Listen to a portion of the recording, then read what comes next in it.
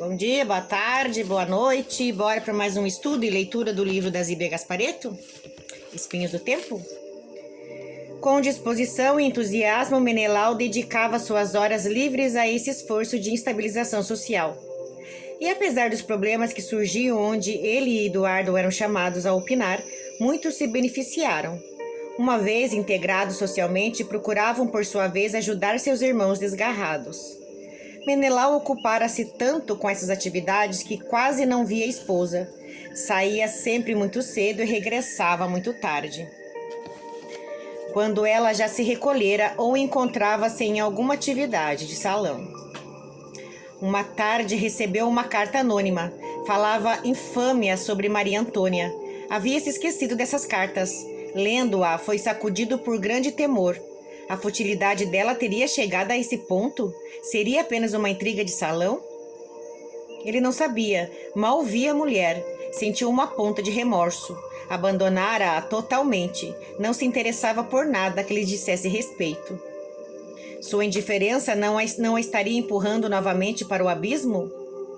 Ficou inquieto e perturbado. Enquanto tentava ajudar os outros, não estaria deixando de lado seu maior dever? Naquela tarde, resolveu ir mais cedo para casa. Pretendia dividir seu tempo para que pudesse oferecer mais atenção à mulher. Às 5 horas já estava em casa. Maria Antônia surpreendeu-se ouvindo-o. Vim aqui tomar um café com bolinhos com você. Joana já está preparando.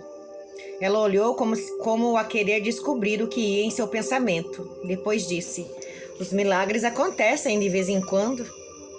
Senti saudade de casa, respondeu ele gentil. Custa-me acreditar.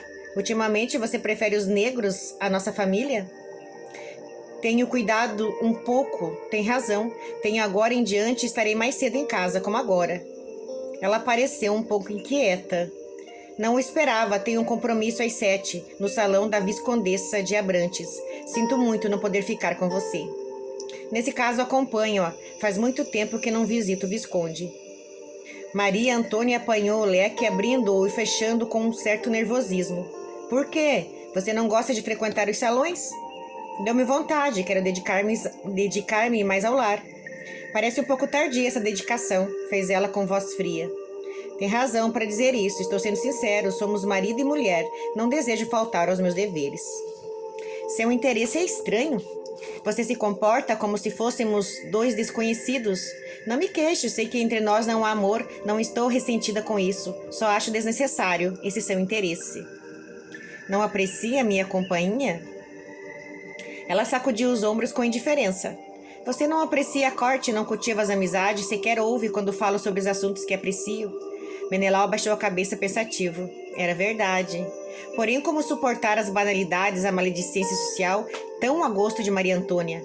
Nada disse sobre isso. Sabia que se quisesse chegar até ela e tentar modificar-lhe a maneira de ser, teria que se sujeitar e tentar compreender seus pontos de vista. Também você não se interessa pelos meus assuntos? Replicou ele sério. Ela olhou admirada. Por que uma mulher deveria interessar-se pelos escravos ou pelo mesquinho mundo dos negócios? Estes são seus assuntos prediletos. Para você sequer existo. Jamais repara nos meus arranjos, nos meus cabelos ou nos meus trajes. Uma mulher precisa ser admirada. É como uma flor delicada. Não foi feita para se preocupar com essas coisas grosseiras do dia a dia. Você nem percebe que sou mulher. Menelau compreendeu. Era verdade. Ele não a amava como mulher, não a procurava como marido, não sentia por ela atração física. Reconhecia que era uma mulher bonita, jovem, queria-lhe muito bem, mas esquecia-se dela com facilidade. Não a amava, jamais deveria ter se casado com ela. Agora não pretendia abandoná-la. Havia um compromisso espiritual, e esse compromisso encontrara enorme ressonância em seu coração. Não havia se impressionado pela revelação do seu passado, mas no fundo do seu ser sentia grande necessidade de ficar ao lado da esposa para ajudá-la a compreender melhor os valores da vida. Olha como faz uma grande diferença quando você sabe teus erros de vidas passadas e quando você não sabe, né? Quando ele não sabia dos erros de vida passada, dos erros que ele cometeu com ela quando ela era Antonieta, filha dele em outra encarnação, ele tinha mais facilidade para repugnar ela. Mas ele não consegue ter apego emocional por ela, ou apego afetivo. Primeiro porque ela foi filha dele em encarnações passadas. Então ele deveria ter um sentimento paterno, mas ele não tem. Por quê? Porque ele abandonou ela quando ainda criança para ir viver com a amante, que era Maria José, na outra encarnação. Nessa encarnação, de certa forma, ele se redimiu. Por quê? Porque mesmo amando Maria José, ele não ficou com ela. Teve uma noite com ela, 1 hora apenas, e depois foi embora, nunca mais voltou. Então, isso já é uma evolução. Porque eles podiam ter caído em tentação e ido embora junto de novo, né? Lá abandonado tudo e indo embora junto de novo. Só que dessa vez eles se preservaram, mesmo tendo sentimento um pelo outro. Fizeram certo, já que cada um era casado com pessoas diferentes, né? Mas na outra encarnação eles não resistiram à tentação. Então, ele hoje, sabendo que Maria Antônia hoje Maria Antônia hoje, né, sendo esposa dele, sabendo que ela foi filha dele, sabendo que ele tem que corrigir ela com as futilidades dela, tem que trazer ela para a realidade, ainda assim, né, ele foge dessa responsabilidade que é a que ele veio fazer aqui nessa encarnação. Ele veio cuidar de pôr Maria Antônia nos eixos. Mas ele foge toda vez que ele tem necessidade. Mesmo ele compreendendo agora que essa é a única obrigação dele. Então fica mais fácil, quando você faz uma regressão de vidas passadas e sabe onde você errou, fica mais fácil de acertar nessa encarnação. Só que essa não é a ideia. A ideia é você fazer o que é certo pelo certo, e não porque você tem uma dívida de vidas passadas. Se entende a diferença? Tem pessoas que fazem regressão para entender onde está o erro que ela cometeu ou onde ela precisa melhorar. Mas o interessante é você não saber para você poder fazer o que é correto.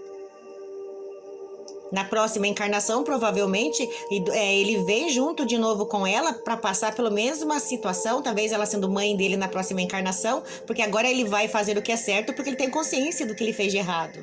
Então é importante a gente sempre fazer o certo, mesmo para pessoas que a gente não concorda, porque todos os familiares que a gente tem debaixo do nosso teto, em volta de nós, são inimigos. A maioria são inimigos de vidas passadas.